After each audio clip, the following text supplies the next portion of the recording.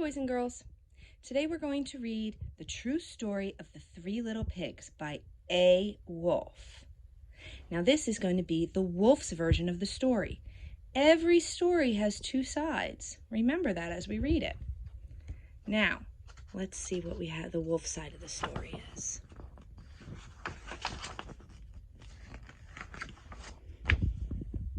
Everybody knows the story of the Three Little Pigs, or at least they think they do. But I'll let you in on a little secret. Nobody knows the real story because nobody has ever heard my side of the story.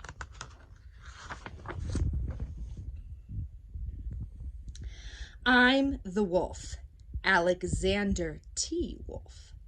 You can call me Al.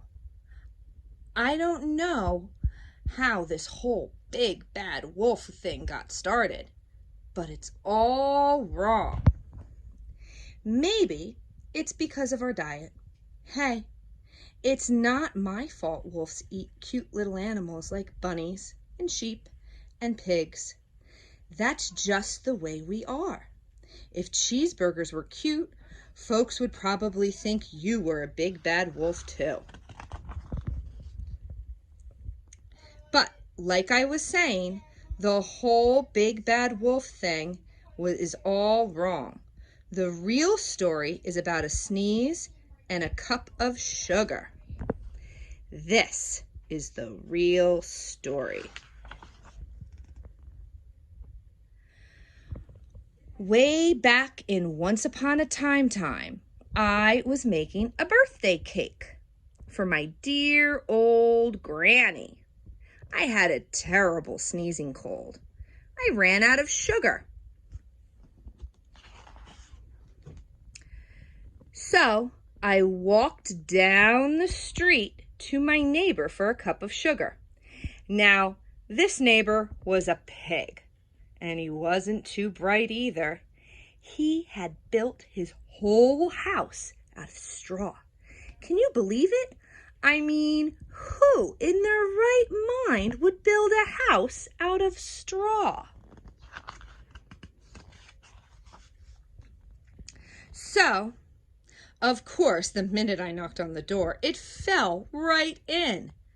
I didn't want to just walk into somebody else's house, so I called. Little pig, are you in? No answer.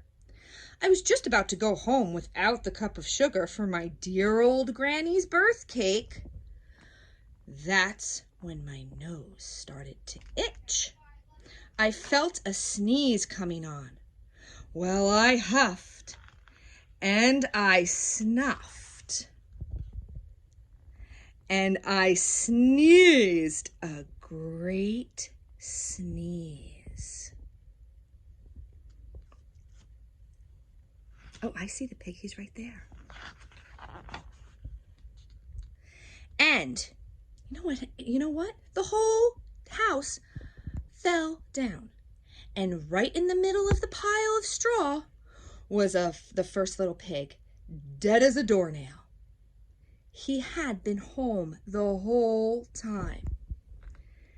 It seemed like a shame to leave a perfectly good ham dinner lying there in the straw, so I ate it up. Think of it as a cheeseburger just lying there. I was feeling a little better, but I still didn't have the cup of sugar. So I went to the next neighbor's house. This neighbor was the first little pig's brother. He was a little smarter, but not much. He built his house of sticks. I rang the bell on the stick house. Nobody answered. I called, Mr. Pig, are you in? He yelled back, "Go away, wolf! You can't come in. I'm shaving the hairs on my chinny chin. I had just grabbed the doorknob when I felt another sneeze coming on. I huffed and I snuffed and I tried to cover my mouth, but I sneezed a great sneeze. And you're not going to believe it, But this guy's house fell down just like his brother's. When the dust cleared, there was the second little pig, dead as a doornail, Wolf's honor. Now, you know food will spoil. So if you just leave it out in the open. So I did the only thing I could do. I had dinner again. Think of it as a second helping. I was getting awfully full, but my cold was feeling a little better, and I still didn't have a cup of sugar for my old granny's birthday cake. So I went to the house next door. This guy is the first and second little pig's big brother. He must have the brains in the family. He built his house of bricks. I knocked on the brick house. No answer. I called, Mr. Pig, are you in? And do you know what that rude little porker answered? Get out of here, Wolf. Don't bother me again. Talk about impolite. He probably had a whole sack of sugar, and he wouldn't give me one little cup for my dear, sweet old granny's birthday. What a pig! I was just about to go home and maybe make a nice birthday card instead of a cake when I felt my cold coming on. I huffed and I snuffed and I sneezed once again. Then the third little pig yelled, "And your old granny can sit on a pin." Now, I'm usually a pretty calm fellow, but when somebody talks about my granny like that, I go a little crazy.